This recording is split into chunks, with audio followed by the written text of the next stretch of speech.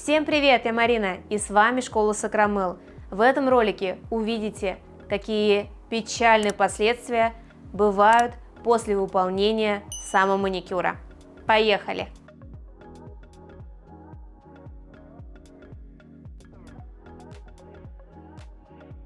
Ко мне обратилась модель с такими ногтями, с просьбой выполнить наращивание на ее ногти. Когда я посмотрела, то поняла, что, конечно, ни о каком наращивании тут просто не может идти речь. Почему? Ногти сильно истончены, красные, в неровностях, буграх, оторванные заусенцами. Если на такие ногти выполнять наращивание или покрытие, то недалеко дело и за ожогом ногтевой пластины. Поэтому во избежание его мы, конечно, сегодня не будем выполнять покрытие. Поэтому, если к вам вдруг приходит клиент с такими ногтями и слезно просит покрыть ногти, объясните все последствия, которые тут могут произойти. Это и анихолиз, отхождение ногтя от ногтевой пластины, и ожог ногтевой пластины, как термический, так и химический. В общем, самые негативные последствия. Ну а теперь немного об истории этих ногтей моей модели. Она не мастер, но выполняла сама себе маникюр в домашних условиях. Как я поняла, у нее есть в домашнем использовании аппарат, которым она выполняла снятие, также у нее есть гель-лаки, лампа, она выполняла покрытие, но, видимо, поняла вовремя, что что-то с ее ногтями не так, поэтому последние несколько раз покрывала ногти обычным лаком для ногтей. Но мы можем увидеть, что очень много заусенец, что на безымянном пальце ноготь сильно оторван, что доставляет дискомфорт моей модели. Давайте подумаем, почему так происходит. Это называется самодеструкция, когда человек самостоятельно себе расковыривает и кожу, и ногти, иногда их грызет. То есть это такое саморазрушение. И пока мы наносим тальк для того, чтобы подсушить данную кожу и будем выполнять маникюр, расскажу вообще, почему такое происходит у людей. Самодеструкция может быть двух видов. Например, когда у вас невротическое состояние, то есть, например, на фоне стресса, конфликтной ситуации, вы переживаете какую-то проблему и так далее. Тогда, получается, человек неумышленно начинает себе ковырять кожу, особенно когда натуральные ногти, они тонкие, они острые и хорошо эту кожу расковыривают. И вторая причина механическая – это просто такая привычка, которая формируется в процессе неоднократного повторения одного и того же действия. Это может быть все что угодно, не обязательно ковыряние ногтей. И такая привычка тоже может формироваться из различных факторов. Например, это защита от стресса, проявление неуверенности в себе, внутреннего конфликта.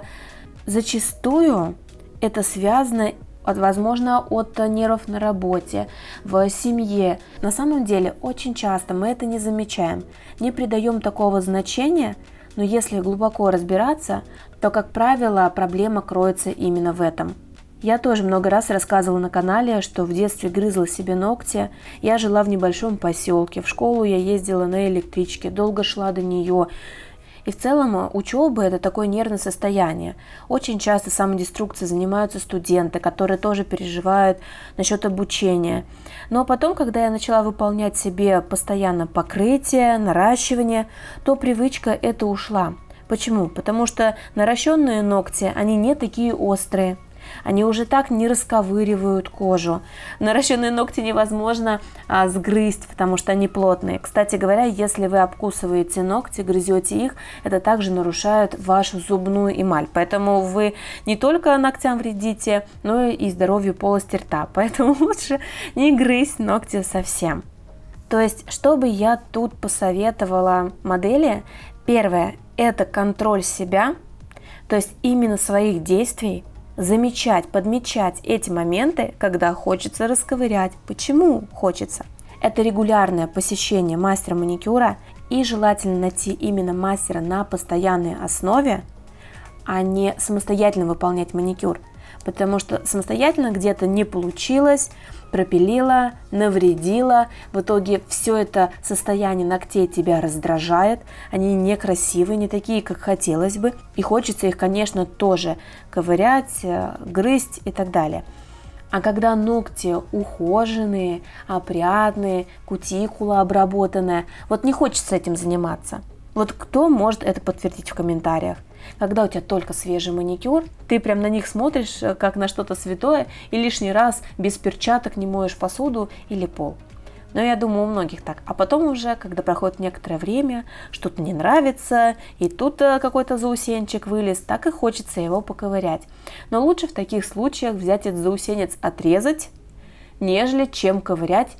Почему? Потому что в повреждение кожи может присоединиться инфекция, и закончится это все печально. Например, нагноением околоногтевых валиков, панорицей, панорихи, такие неприятные, короче говоря, заболевания. Поэтому, пожалуйста, не обгрызайте и рассказывайте клиентам, почему так делать нельзя. Ну а если все-таки не получается справиться с таким состоянием, то можно обратиться уже к консультации психолога. Он поможет понять, в чем проблема, и ее решить. Приглашаю тебя 7 сентября в Москве на масштабное живое мероприятие для бьюти-мастеров Nail Блеск от школы Сакрамел. Что будет?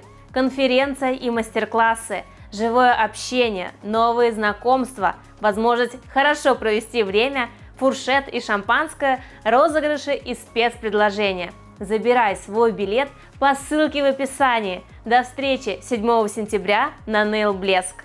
Я сказала, что данные ногти мы с вами не можем покрывать гель-лаком, гелем, полигелем, такими светоотверждаемыми материалами, то мы будем использовать специальную систему для укрепления ногтей, которая называется IBX. Она бывает в маленьких флаконах, где 3 флакончика, состоящие из укрепляющего препарата, основного, а также масла для ногтей, и бывает в большой упаковке. Самое первое видео у меня на канале 8 лет назад было посвящено именно этой системе. На тот момент я уже являлась инструктором по данной технике, проходила обучение у основателей компании, поэтому с точностью могу рассказать, как именно должна проходить эта процедура. Первым этапом мы будем наносить средство IBX Repair. Вообще средство действует по принципу двустороннего скотча и склеивает чешуйки ногтя между собой. И этот препарат, эффект от него сохраняется до тех пор, пока он есть на ногтях. Когда ногти отрастут, покрытие это срастет, то эффекта укрепления уже не будет.